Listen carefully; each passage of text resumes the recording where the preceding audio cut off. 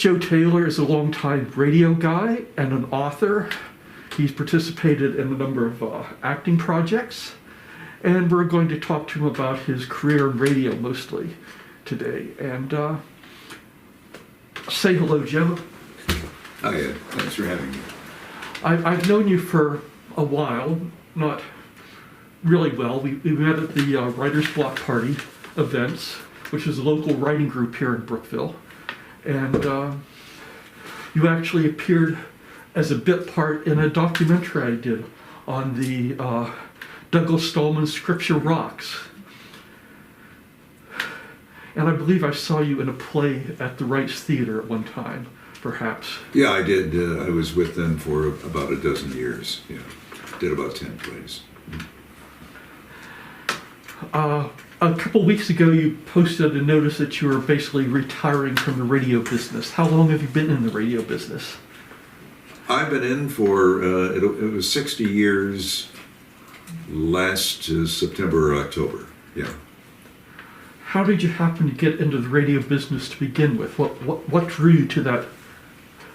Well, I was an only child, and one of the benefits of being an only child is you get to have the run of the house and use your imagination. And this would be back in the late 40s.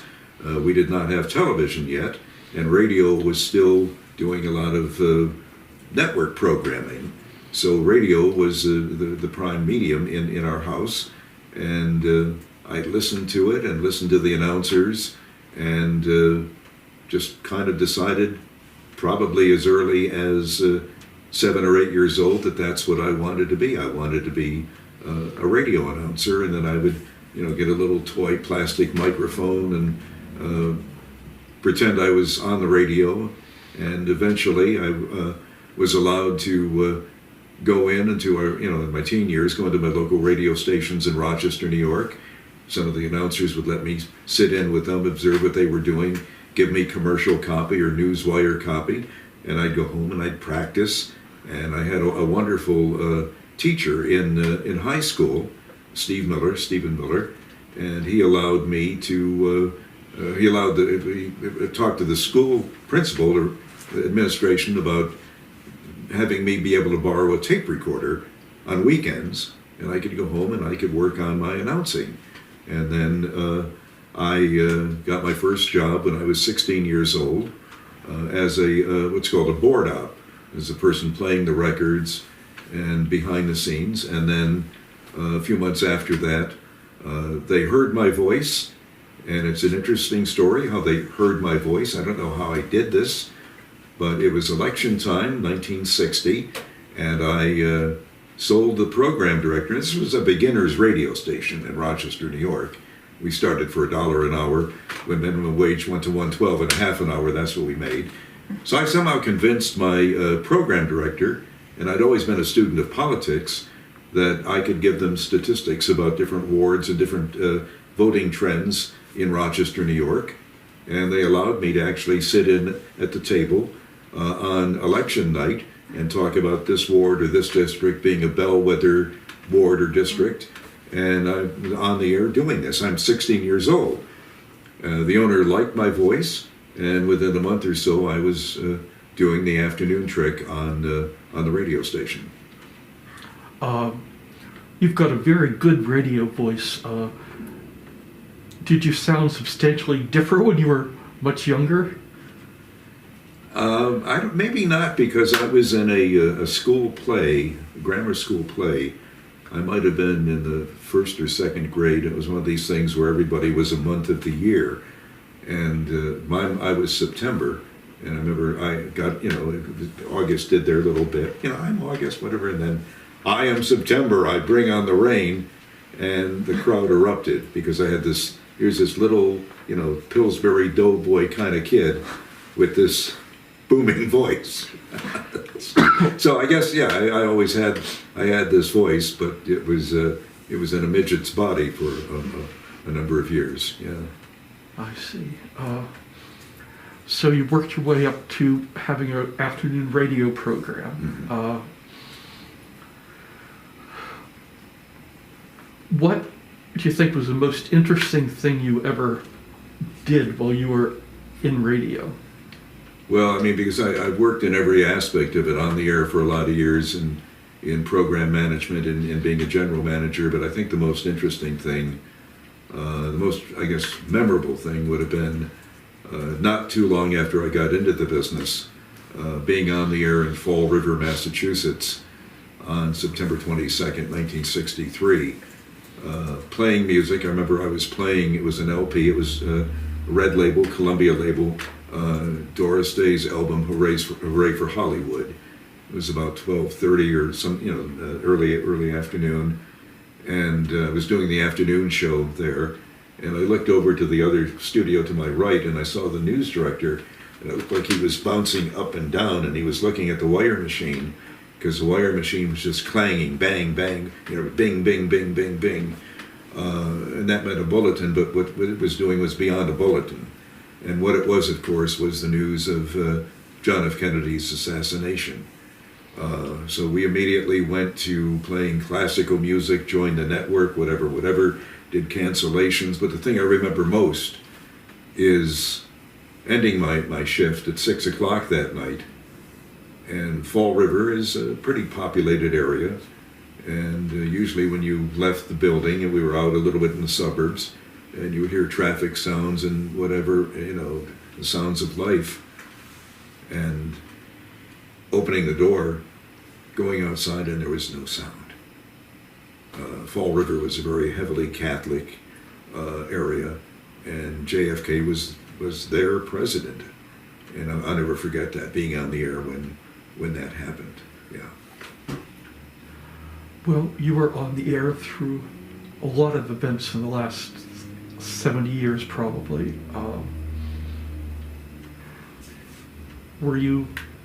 Did you broadcast anything related to like the moon landing?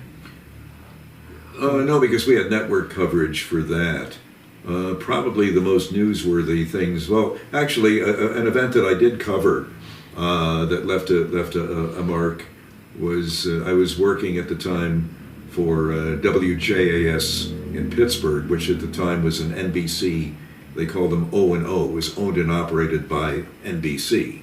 And when I got my paycheck, it had the NBC peacock on it. And I was a newsman. I did news and talk there. And this would have been 1968. And we got word of a mine disaster in Mannington, West Virginia, which would have been about maybe 2 hours south. And because we were the closest NBC-owned station, another fellow and I were put in a single-engine plane. I'd never flown before. I didn't tell them that. I'm afraid to fly, but I wasn't. But we got sent down there. And I, for about 24 hours, 36 hours straight, fed the NBC network on this mine disaster, which took the lives of 78 people. And I'll never forget it because there were no accommodations for us, so I was allowed to sleep at the home of a mining family, a very nice family. And they told me all about the trap that mining was, that this was the only way these guys could make a living, but they faced death every day. And then I remember the callousness at the way Consolidated Coal Company treated the disaster.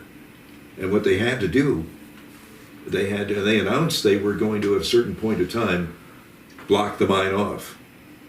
And I never forget it. I mean, it just left an impression of that area of the length that people have to go to make a living. And it was an interesting experience. I covered some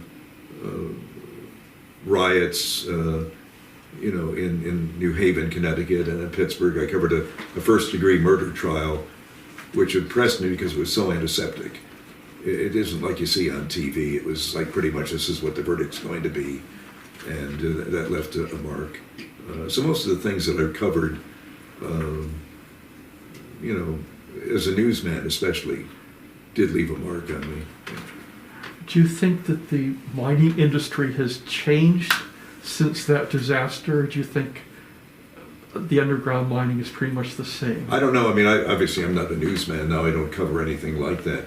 But based on some of the responses I've seen from some mine owners in recent years, I don't think so. I think they're willing to send people down there to die. Yeah, I don't know. I can't really comment on that in an educated fashion. About the time you were getting into the radio, television became more and more popular. So now it basically dominates what's going on, and the radio is second or third or fourth place in the media sources. Would you like to comment about how radio's changed from when you first got into it to its current state? Well, first of all, I would take issue with that because when television hit, it didn't really, it took radio time to recover a bit, but what radio did, it went from broadcasting pretty much network programming for a good chunk of the day, and it became local. It became very, very local, which allowed it to identify with its community, started branching off, getting into various formats, attracting certain demographics, and really held its own in a whole different way than television, along with television, for years and years and decades. It has been in the social media era that radio has really begun to sputter, because there are people who have grown up never listening to radio. They're 20, 25-year-olds never listening to what we call commercial radio. But radio has shown a resiliency throughout the years, and what radio stations are doing now, as newspapers are doing, they are not just radio stations, they're not just newspapers. They are multi-platform media operations. The radio stations that I've been associated with as primarily a consultant and doing some on-air work over the past 10, 15 years, all have their own websites, they all stream, and they sell ads that are on radio, they're on social media. So their radio station, again, is evolving. It is not the centerpiece to a community as it used to be. And it has cut back its local news coverage and local presence. But it is still, commercially, it's still viable. But it's fighting. It's fighting for ad dollars. It used to be just radio, newspaper, TV, and now, it's fighting with everybody in the world, from placemats to social media, for ad dollars. I saw a link recently on Facebook that listed the locations of 10,000 radio stations around the world that stream live. You can just click on a button. Oh yeah, and listen to news from Iceland or from Singapore or wherever. One of the things I resent about that is, as a kid, I used to do what they called, which is DXing, which is listening to the radio and getting in faraway stations and then writing into them, and they would send you a card, and then getting a shortwave set. And that's all gone now because you can just, I watch BBC News on cable, and you can do the same thing with on your computer, radio or TV. The last 20 years, there seems to have been, in my observations, a rise of talk shows targeted to a specific audience, more so than I noticed when I was growing up. Maybe I just didn't pay attention. But you've got shows like Rush Limbaugh's show, which received a massive popularity, massive following, which is syndicated nationally. And he was a very divisive person. So do you think that the changes in the radio structure and its relationship to the communities changing has allowed this rise of sort of niche? Well, what you're programming saying dates back to Reagan era deregulation. Before that, a company could only own 7 AM, 7 FM, 7 TV stations. There are no limits now, and especially in both radio ownership, you have a company like iHeart, which owns hundreds and hundreds of radio stations. That eliminates jobs. It eliminates, everybody is hearing the same music. If they're doing talk, they're hearing the same talk. So that has happened.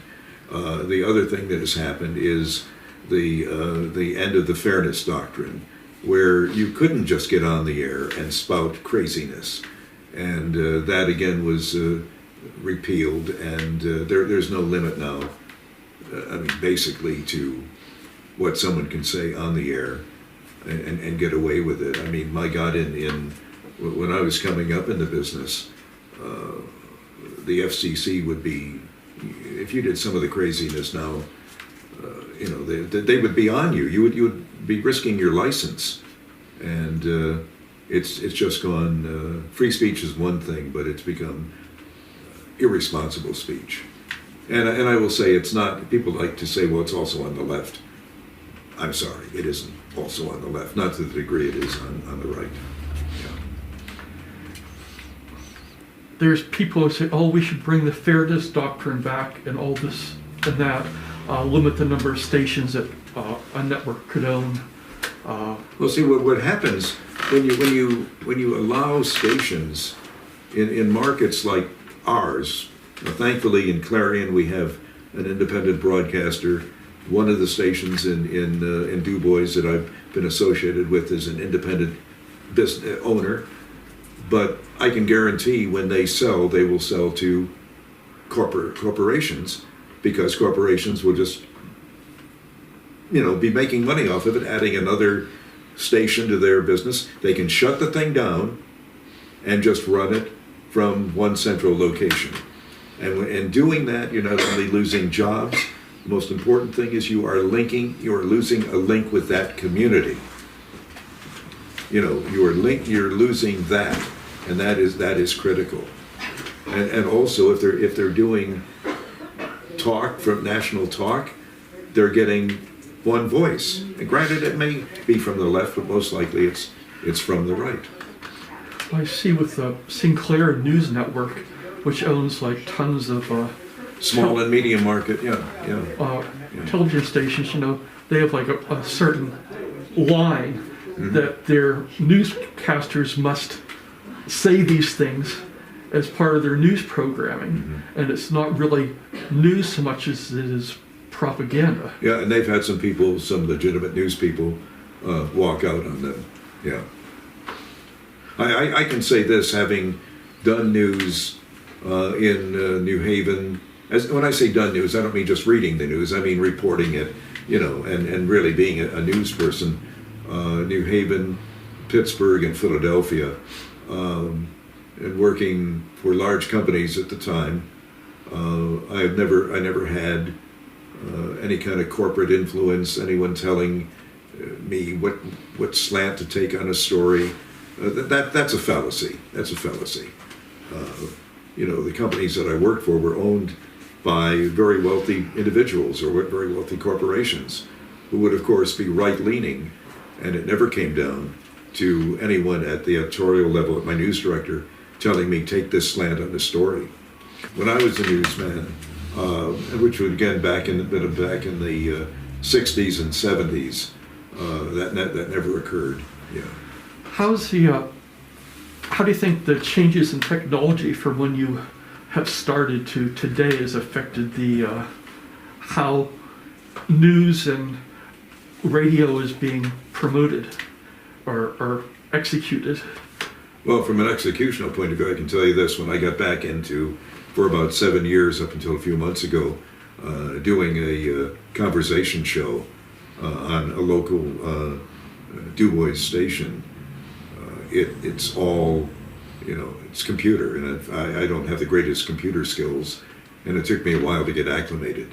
It's all, I was used to reels of tape, and I did a lot of features for them too, and it was all on computer. So yeah, you could not have walked off the air, we'll say in 1991, and come back on the air in 2021, and you'd be totally lost. Because it's like every other business, it's all computerized. Yeah. A portion of this podcast was recorded as part of a live stream interview and session with the Watershed Journal at the Watershed Bookstore in Brookville. I want to thank them for allowing me to incorporate portions of their live stream about Joe Taylor, the author, into this podcast. Thank you very much. Hi, welcome. My name is Sarah Rossi. I'm the creative and managing director for the Watershed Journal. We're sitting here at Watershed Books with a new author series with Joe Taylor. And just a little bit about Joe. He's the author of I'm Just Lucky to Own My Own Car, which came out recently. And he has been in radio all of his life, so part of the joy today is going to be hearing him read his words in his own wonderful performing voice. He's won a number of awards for series and documentaries that he's done. So he's a practiced storyteller. He's the father of 2 daughters who also took on the writing, Jean, Alexis, and Jackie. And he's been in Writer's Block Party, the social group, for almost 3 years, and he's appeared in every single edition of the Watershed Journal. So we love hearing him. We love getting to hear his stories. Here is Joe. No further ado. I was hoping there'd be more ado, but maybe we can do some of that later on. Thanks, Sarah. People have asked me to describe what the book is. And it basically is observational. There are 60 pieces, and it loosely follows the arc of my life, with a lot of observations, personal observations, observations about people I have known, situations I've been in, and sometimes just observations that are just coming out of here, out of my brain, and are off somewhere. I call them delusions. I will jot down just on a, I have a yellow pad with me. I'll jot down on the yellow pad the essence of an idea. Like I wrote a couple of weeks ago, I did a thing on missing Friday nights and going to a bar, and I had written that concept down, and then I looked at it. No, I think I'll develop this. So yeah, I don't do it that way, John. We all do it different ways. Sometimes, like I say, and I think everybody does this, is that everything comes to you intact, and you just open up and it comes out. I mean, then you go back and edit it a million times, but it's there. Yeah. So I understand you have another book coming. Do you have any idea on when? Yeah, I'll be. In fact, Patty Zion is sitting here in the room, and Patty edited it for me. It will be. I hate to say a major book, but I mean, as far as lengthwise, it's 62,000 words. I'm going to bring it out in the fall. It's roughly about my 60-year career in radio, but it's not all about, and then I went from here to there and did this and did that. It's, again, observational. I mean, it's about different people I've worked with, people that worked for me, different radio stations that I worked at. Being on the air, for example, when JFK was shot. And then I also try to, and make it as interesting as possible, explain the radio industry, which is really experiencing a very slow, painful death.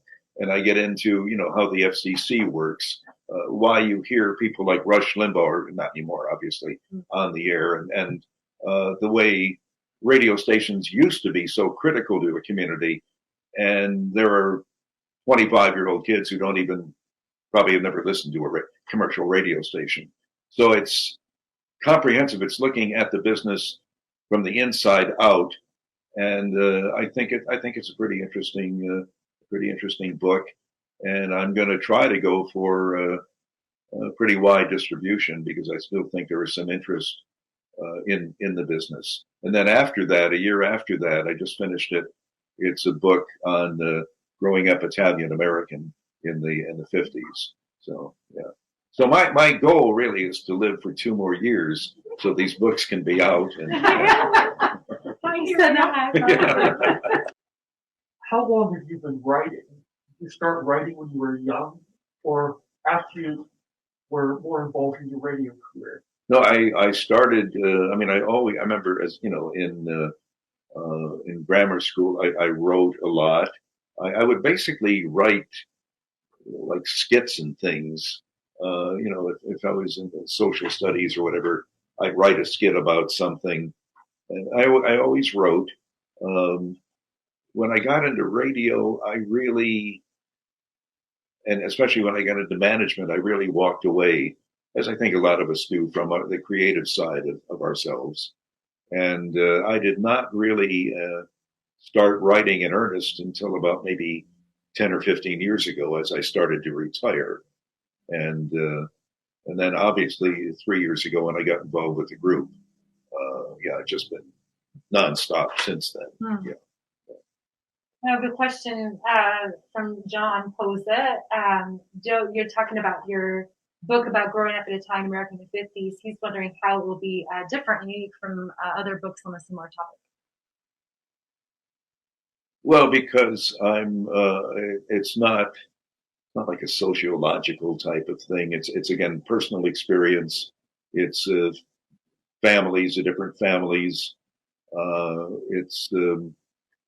It's not looking at percentages of this and that and whatever. It's not analytical. It's a lot like the stuff that I write. It's all based on, the way one ant makes meatballs versus another ant makes meatballs, and it becomes a feud that lasts for 20 years.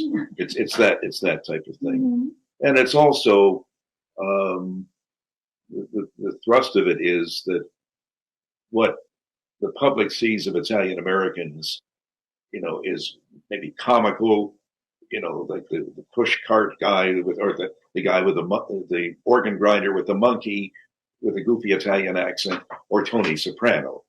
And real Italians are in between. And it also does discuss some discrimination that took place against Italian Americans.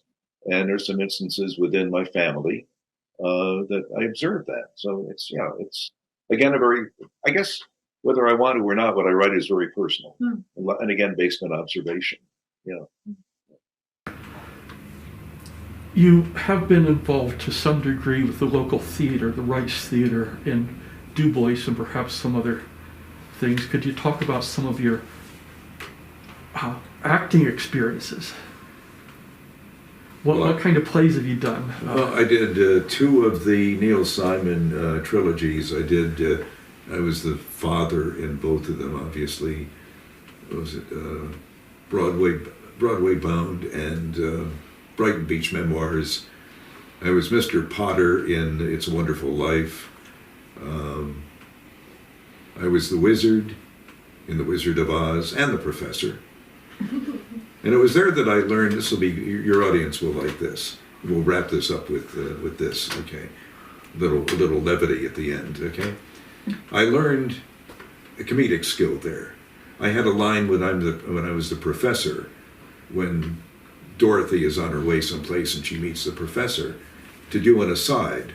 And in rehearsal, I did the aside. No, I guess it was the first night I did the aside. I turned to the audience and did this, okay? And the line is a funny line and it got a laugh, okay? So, second night I turn to the audience and I do this. There's no laugh. I learned, and the director told me after the fact, oh, this is funny. This is not funny. So I learned a comedic skill the hard way. Of course, she didn't tell me that until the end of the run of the play, because I'm thinking because you condition yourself to wait for a laugh. There's going to be a laugh there. Nothing. Then she tells me, 2 weeks later, because we did it on successive weekends, what happened? You should have done it this way. She was afraid to tell me. So. What would have happened was she afraid was going to happen if she told you that you were going to have like a meltdown? And... Well, it's like, no, I'm gonna walk off the set. Yeah. So. Thanks, Ed. All right. Thank you very much, Joe. Okay. I appreciate it. Great. Thank you. You did a PSA for me for the National Speleological Society. I wanted to thank you for doing the PSA for me last year. You did the voice for it, and I really appreciated it. Yeah, thanks. Because you had a wonderful voice. Yeah, thank you. Appreciate it. Have a good day. Thanks. You Stay too. out of trouble. Okay, thank you.